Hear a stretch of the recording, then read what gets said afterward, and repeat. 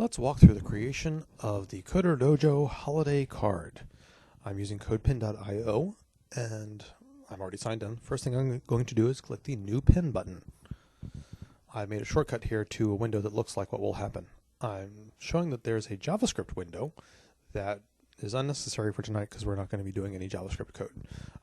Over here on the left-hand side is the HTML panel. I've already put in the text of the card, and you can see there's practically no formatting whatsoever.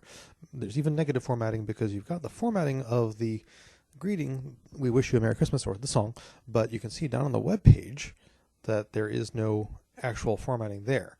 So the first thing I'm going to do is put in some formatting here in the HTML. This is the sort of formatting that is actually very acceptable within HTML, just putting in line breaks. And voila, we have our song. I'd also like to show some other HTML, which is just the emphasis tag or italics tag, and you can see down here in the browser window that they both italicize the text, and it looks the same. Next, I want to do a little bit more manipulation of the sign-off salutation, Happy Holidays. I'm putting in a strong emphasis, which should make it bold, but it's already H2, so it's already bold. And then I'm also applying some color by going over here and creating an ID in the CSS that's called festive. And that is going to code it red, color it red, as you've seen here. Next, I want to put an image. I loaded it straight off the CoderDojo website, and you can see it's too big. So I'm going to size it down. This is something you can do in HTML. Next, I'm going to put anchor href tags around it so that this is clickable. And this is what you'll be using for, most times you use the anchor tag, it's for href. You can see here I clicked and created a new tab, and indeed it goes up to the CoderDojo site. For the next thing, I want to put a little bit more styling up on the top line. So here I'm declaring a centered subclass of the h1 tag, and so I'm going to go over to the CSS side and insert a new h1 modification. First, I'm going to color all h1s red, and I'm going to also make a second class of centered, which just aligns it, well, in the center. There are other alignments, left, right, and now you can see that it's centered. I'm also putting in a span for something very specific, because what I want to do here is put a box around this span. Box, I'm just using the border element from CSS, and so I've set in a certain size, use the style of dotted. I'm going to try dashed to see if we like it any better, change the color. Okay, dashed, there we go. And now you can see I've got a green dashed line that's a bit thicker. If you want to learn more about, well, just about anything, you can always Google it. And my Google results for CSS border came up with the w3schools.com site, which is a good resource for learning more about all the web, either CSS or HTML. Some people don't really appreciate W3C. W3 Schools. It is actually not the official standards body of W3C. So I'm also going to put some images here at the top. Actually, I'm injecting them here at the top, but my destination, my goal is to actually move them to the right and left. And there's ways to do that in HTML with tables, but instead I'm actually going to be using CSS because that is the really appropriate way to do it, especially in this era of HTML5 and CSS3, which is what pretty much all tablets and most all browsers are using these days.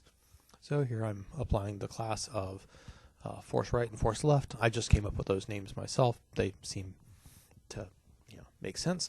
You can see I actually haven't styled the entire page yet, so it's time for me to go on and add in some body styling. Right now, you see that the Christmas tree actually, if I don't put in the z-index ordering, it actually shows up even over top of the text. So I put in a z-index to send it to the background. And again, now it's time for me to go up to the top and insert a body tag,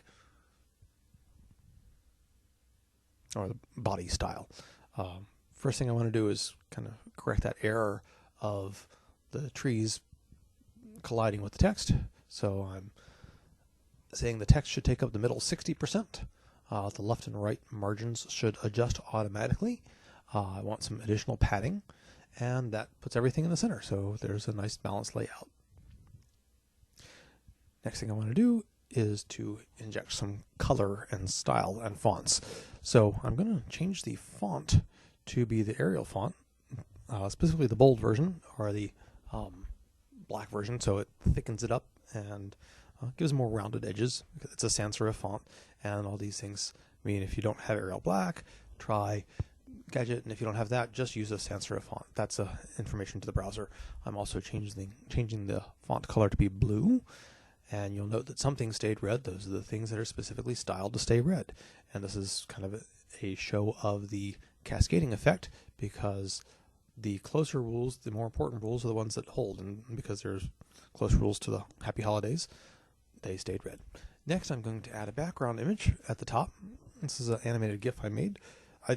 I adapted. I found a very static GIF of lights, and then I added a glow effect and made it animate. So I've added that as a GIF, and I also want to add in a background. I'm going to start off using the standard hex versions of color, kind of favoring the green. And you can see I've put that in there, and it shows up nicely. This CodePen.io has a cute little tool, whereas if it recognizes a hex color, it'll actually give you a color picker where you can quickly adapt to another color of your choosing.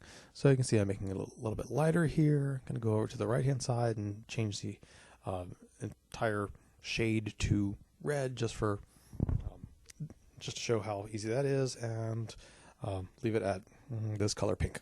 So last thing I want to do is just a little bit of tidying up. I had the H1 tag where I put a centered tag.